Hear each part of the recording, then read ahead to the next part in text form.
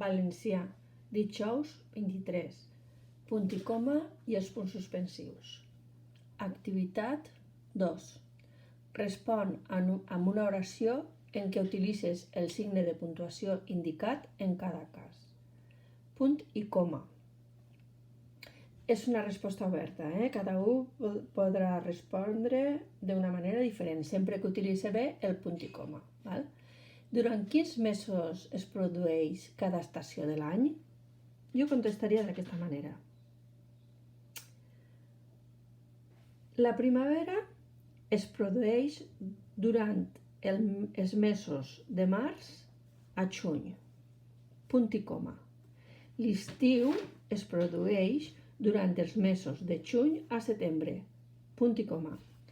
La tardor durant els mesos de setembre a desembre, punt i coma. I l'hivern durant els mesos de desembre a març, punt i final. Ara, punts suspensius. Quines ciutats del món t'agradaria visitar? M'agradaria visitar París, Berlín, Roma, Nova York, Londres, punts suspensius. Jo n'hi poso moltes, però cada un pot posar les que vulgui. Sempre que utilitzi bé els punts suspensius. Bé, anem al número 3. Copia aquestes notes completant-les amb el signe de puntuació que calga en cada cas. Coma o punt i coma. Anem a este primer text. Pere, coma. A la cuina tens l'entrepà, coma. L'aigua i la fruita, punt i coma.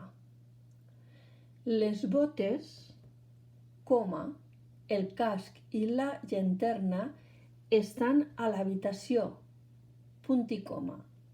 I la tovalla i el protector solar el trobaràs al bany. Molt bé. Anem al següent text. Ara així cal posar punt o punts suspensius.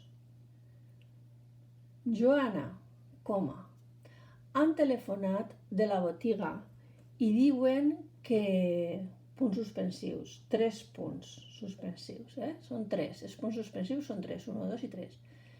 Hem guanyat el sorteig, punt.